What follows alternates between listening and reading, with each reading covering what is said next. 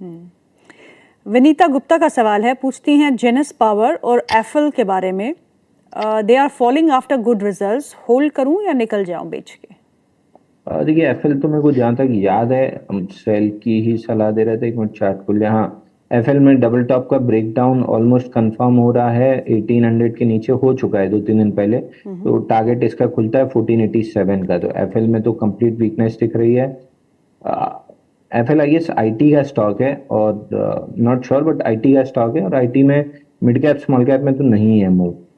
GS power अपना major जो gap zone थी वहां से ठीक ठाक बाउंस दिया है। बाउंस बैक में अगर ये स्टॉक 382 निकाल लेता तो फिर कुछ तेजी डेवलप होती। आज की जो ब्रेकडाउन है ये प्रोबेबली लोअर हाई का इंडिकेशन है, लेकिन 20 डे मूविंग एवरेज 320 जब तक ये प्रोटेक्टेड है एक बार के लिए दोनों साइड की मूव आ सकती है। तो अगर है तो होल्ड कीजिए 320 के स्टॉप लॉस से क्लोजिंग बेसिस। ओके, अगला सवाल जो है श्वेता जी का है। पूछती हैं उनके पास रेड टेप के शेयर्स है, रेड टेप के 50 शेयर है, 138 के भाव पे लिए है, क्या अभी एवरेज करना चाहिए? देखिए रेड टेप में अगेन जो लास्ट मूव नीचे से आई थी 118 से, इंस्टीट्यूशन वॉल्यूम अच्छा था, 163 तक गया, वहां से जो करेक्शन आया 130 तक, इसमें वॉल्यूम नहीं है। तो स्ट्रक्चर पे ब्रेकआउट 144 के ऊपर आएगा। बट अगर है तो होल्ड कीजिए, नहीं है तो 144 के ऊपर ब्रेकआउट बाय कीजिएगा, तब मोमेंटम आपको 180 तक मिलने की पूरी पॉसिबिलिटी रहेगी। ओके, अनुज सिंह का सवाल है, पूछते हैं नाइका के बारे में। 205 के रेट पे उन्होंने 500 शेयर लिए हैं, बहुत ही अच्छी रेट पे एंट्री की है, 1 साल का व्यू रखते हैं, यहाँ से कितना और ऊपर जा सकता है ये आपसे पूछ रहे हैं। देखिए नाइका में अगेन 4 हफ्ते 1 2 3 4 ये 5वां हफ्ता है जहाँ इनसाइड बार है। इस विद इन 265 268 की जोन निकालेगा। प्रिसाइसली हाई टू 268.25 है, ये निकलते ही से 315 और ऑल टाइम हाई आना चाहिए। 33 महीने का आईपीओ बेस ब्रेकआउट है, तो स्टॉक में बने रहना चाहिए। ऑलमोस्ट पेटीएम जैसे परफॉर्म कर रहा है। अगला सवाल जो है वो है स्वप्ना रेड्डी जी का। पूछती हैं आईओसी 550 के शेयर्स है उनके पास, at the rate of 152, medium term का व्यू रखती हैं, आपसे सलाह मांग रहे हैं। देखिए आईओसी तो ऑल टाइम हाई जा रहा है। आप जितना समय ज़्यादा देंगे उतना ज़्यादा इसमें प्रॉफिट बनेगा। फिलहाल 169 से 184.90 ये इस जोन में मल्टीपल हाईज हैं, तो थोड़ी थोड़ी सप्लाई बनी रहेगी, बट ये स्टॉक उसको एब्जॉर्ब करता रहेगा। तो यहाँ से 185 तक की जर्नी थोड़ी सी स्लो हो सकती है और 185 के ऊपर फिर मोमेंटम बनना स्टार्ट हो जाएगा। तो जितना समय देंगे उतना ज़्यादा पैसा मिलेगा। दीपक गुप्ता का सवाल है, पूछते हैं पिरामल फार्मा में क्या फ्रेश एंट्री करनी चाहिए इन लेवल्स पे? और मुझे जहां तक याद है तो अंशुल का तो ये स्टॉक लॉन्ग टर्म के लिए है ही पॉजिटिव, राइट? अगर ट्रेडर हैं तो बिल्कुल नहीं, इन्वेस्टर हैं तो बिल्कुल हाँ। ओके। अंकुर मोदी का सवाल है, पूछते हैं सेजिलिटी और नीवा भूपा क्या करंट लेवल्स पे एक्यूमुलेट करने से मल्टी बैगर रिटर्न्स दे सकते हैं? देखिए मेरे को आइडिया नहीं है मल्टी बैगर का, और ना मैं ढूंढता हूँ, क्योंकि 7-8% की मूव मिल जाए तो वही 4-6 स्टॉक मिल जाए तो ईयरली बेसिस पे मल्टी बैगर अपने आप हो जाता है। सेजिलिटी अर्निंग्स के सहारे 30 अक्टूबर को जब नया ऑल टाइम हाई बना था, वहाँ पे हम रिकमेंड भी किए थे कि टारगेट कंप्लीट हुए हैं, हम प्रॉफिट बुकिंग दे रहे हैं और पुल बैक्स पे बाई करेंगे। पुल बैक जैसा हमको चाहिए था वैसा आ रहा है। जिस भी दिन ओपन लो के साथ चलना स्टार्ट करेगा 52 के ऊपर, हम वापस से स्टॉक में बायर रहेंगे। नेक्स्ट लेग में 60-65 तक के टारगेट मिल सकते हैं। रतन जी का सवाल है, वो पूछते हैं न्यूजेन सॉफ्टवेयर के बारे में। उनके पास न्यूजेन सॉफ्टवेयर के शेयर है जिन्होंने 1007 के भाव पे खरीदे हैं। प्लीज सजेस्ट कब तक होल्ड करना चाहिए और टारगेट और स्टॉप लॉस क्या हो सकता है?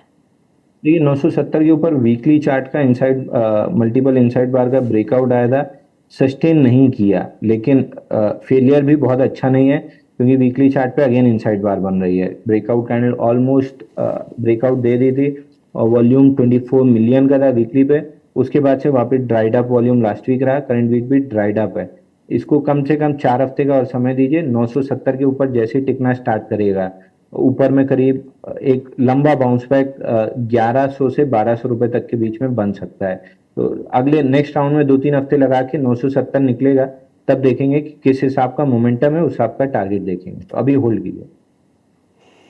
ओके, रमन कुमार जी पूछते हैं एल&टी फाइनेंस में स्टॉप लॉस और टारगेट क्या हो सकता है? देखिए टारगेट अभी भी 400 रुपए का है, इसका जो मंथली चार्ट पे ब्रेकआउट आया था। स्टॉप लॉस 264 या 272, जो भी आपको ज्यादा सही लगे वो लगा लीजिए। मेरे हिसाब से मैं स्विंग लो का लगाता हूँ, तो मैं 264 का ही लगाऊंगा। ओके, दुर्गेश शर्मा जी का सवाल है, पूछते हैं कोपरान के बारे में। कोपरान सीएमपी करंट मार्केट प्राइस पे बाय कर सकते हैं, और अगर कर सकते हैं तो स्टॉप लॉस और टारगेट क्या होगा? देखिए, डाउन ट्रेंडिंग काउंटर है, 58% गिरा है 7 महीने में, उसके बाद से साइडवेज रेंज है 214 और 150। मेरी तो बाइंग लिस्ट में कहीं से नहीं है स्टॉक। कविता ठाकुर का सवाल है, पूछती है पूना वाला फिनकॉर्प और एमएसटीसी किसमें एवरेज करना सही रहेगा?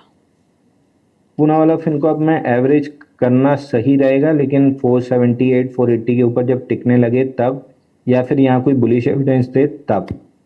बाकी पूना वाला फिनकॉर्प लग बहुत अच्छा रहा है।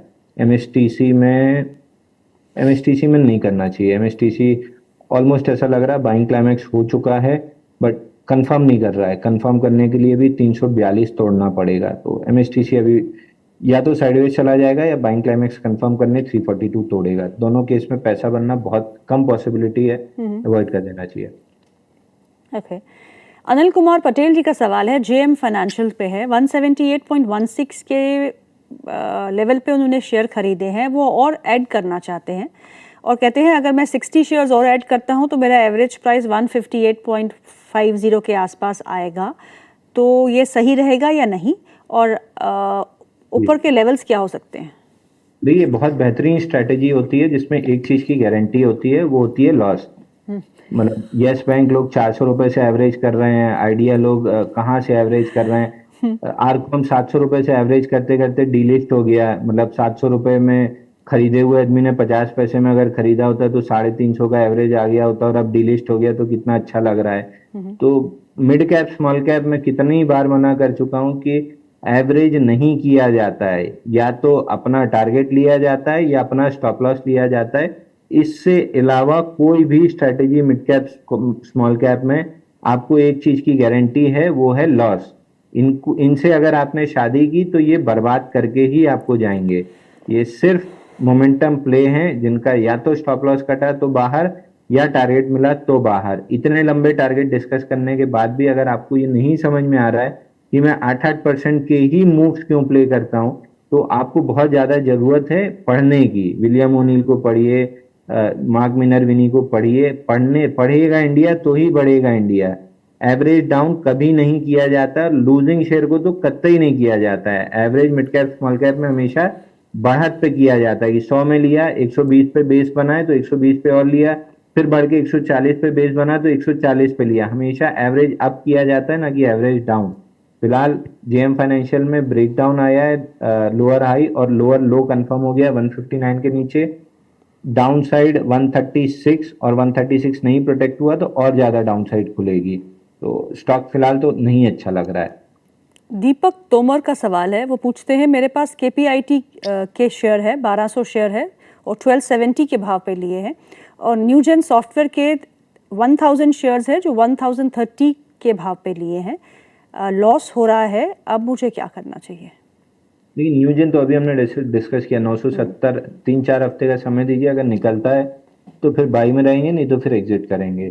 केपीआईटी अगेन बाइंग क्लाइमैक्स के टारगेट हमने लगभग डिस्कस करना स्टार्ट किए थे 1600 रुपए से, कि बाइंग क्लाइमैक्स हुआ है 1027 आएगा, जो कि आया 4 अप्रैल को 2025। बाउंस बैक में 1414 गया, अब नया लो नहीं बना है तो मोस्ट लाइकली 1050 1400 ये रेंज बना लेगा स्टॉक। ओके, कल्पेश चौकसी जी का सवाल है, पूछते हैं जोमेटो में अब क्या करना है? जोमेटो इटर्नल देखिए, इटर्नल में 3 बार ऑलमोस्ट प्रीएम्प्टिव बाइंग फेल हुई है, और लास्ट बाई पे हमने स्टॉप लॉस भी दिया था 340 के अराउंड। अब 286 पहला टारगेट दिख रहा है, जहां पे गैप के साथ ब्रेकआउट आया था अर्निंग्स पे 22 जुलाई को। तो अब ये शायद गैप फिल करने 280 रुपए तक जा रहा है, और ना जाए तो ज्यादा अच्छा है, क्योंकि 286 के नीचे 280 एक सपोर्ट हो सकता है, बट 286 अगर टूटा तो फिर 242 खुल जाएगा। ओके, निष्ठा का सवाल है, पूछती हैं आरबीएल बैंक के बारे में। उन्होंने आरबीएल बैंक के शेयर 275 रुपए के भाव पे खरीदे हैं, अब क्या करना चाहिए? शुड वी बुक प्रॉफिट और होल्ड? और देखिए आरबीएल बैंक में बेटर है कि आप ट्रेलिंग स्टॉप लॉस ले लें, क्योंकि मंथली पे 15 महीने, वीकली पे भी लंबा ब्रेकआउट है, तो मोमेंटम जैसे एल&टी फाइनेंस में टारगेट लगाते तो आप कहीं ना कहीं निकल ही गए होते। ट्रेलिंग स्टॉप लॉस के सारे इतना लंबा खींच लाए हैं, तो आरबीएल में भी यही करना चाहिए। ट्रेलिंग स्टॉप लॉस थोड़ा सा एग्रेसिव लेना है तो 313, और आइडियली जो स्टॉप लॉस बनता है फिलहाल तो समवेयर अराउंड 290 के राउंड बनता है, तो 313 ले लीजिए। अगर बहुत ज्यादा डर लग रहा है तो 313 को ट्रेलिंग स्टॉप लॉस बना लीजिए। ओके, प्रवीण जी लिखते हैं, अंशुल सर, डीसीबी बैंक 173, सम्मान कैपिटल 181 पर बेच दिया था आपके कहने पर, thank you so much for profit sir. अब कौन से स्टॉक लेने हैं फॉर शॉर्ट टर्म? देखिए मैं फिलहाल 2-4 दिन तो अभी मतलब टू बी ट्रू इस पूरा हफ्ता मैं ट्रैवलिंग में हूँ, तो मेरे पास बहुत ज़्यादा स्क्रीन अवेलेबल नहीं रहेगी, तो मैं एक आध हफ्ता, और वैसे भी ये वो समय है जहाँ पे mid cap small cap make और ब्रेक लेवल्स के आसपास हैं। अगर यहाँ से निफ्टी में थोड़ी सी भी अगर नीचे सरकता है तो फिर मिड कैप स्मॉल कैप एकदम तेजी से सरकने लगेंगे, तो मैं एक आध हफ्ता तो एटलीस्ट समय देने के मूड में हूँ। आज भी मैंने सुबह टेस्ट किया था बेल राइस से कि चल रहा है कि नहीं, नहीं चला, तो उसके बाद से मैं हाथ रोक के बैठा हूँ। तो मैं एक आध हफ्ता तो समय देने के मूड में हूँ कि कैश पे बैठना ज़्यादा अच्छा होता है। और कल ही मैं कहीं पढ़ रहा था कि इसको कैश मतलब नॉट अ कैश पोजीशन नहीं लगती है, वो सबसे बड़ी गलती करता है अपने ट्रेडिंग करियर में, क्योंकि cash is the best position. आपको डिस्ट्रेस मार्केट में, हाँ, cash is not cash is not dry powder, it is a loaded gun. In a crash, $1 in cash buys $3 of assets. The investor who says cash is trash is not sophisticated, he is broke. In March 2009, ये हैं मुथु कृष्णन, ये कोई fund manager है। We bought senior bank debt at 50 cents. The yield was irrelevant, the margin of safety was everything. Cash is not lazy, it is asymmetric warfare. Harvard marks की अब coat है। आप हमें डरा रहे हैं? नहीं, मैं डरा नहीं रहा हूँ ना, मैं जैसे आपको बताया, जैसे मेरा ट्रेलिंग स्टॉप लॉस गया हाईटेक पाइप में, तो मैंने अपना कैपिटल निकाल लिया, पूरा प्रॉफिट के शेयर छोड़ दिए। तो आपको कैश पे रहना आना चाहिए, स्पेशली जब आप मिड कैप स्मॉल कैप और माइक्रो कैप प्लेयर हैं। बहुत लंबे समय तक आपको कैश पे भी बैठना पड़ेगा, बहुत समय आप लिवरेज लेके भी प्ले कर सकते हैं, जो मैं पब्लिकली नहीं रिकमेंड करता हूँ, बट बहुत समय ऐसा आएगा जहाँ आपको कैश पे भी बैठना पड़ेगा। मैं लगभग 6-8 महीने, जब लास्ट गिरावट आई थी पीएसयूज में, 6-8 महीने मैं कैश पे बैठा था, बट उसका कंपनसेशन मिल गया ना। हाईटेक पाइप ने फटाक से एक ही राउंड में 20% का मूव दे दिया।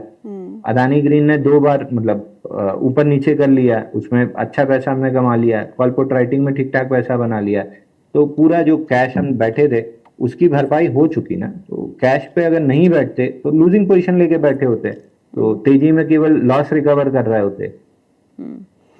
योगेश जी पूछते हैं, पूछ नहीं रही वो, आपको थैंक यू बोल रहे हैं। आधार हाउसिंग फाइनेंस 490 पर एग्जिट किया था फ्राइडे को, थैंक यू।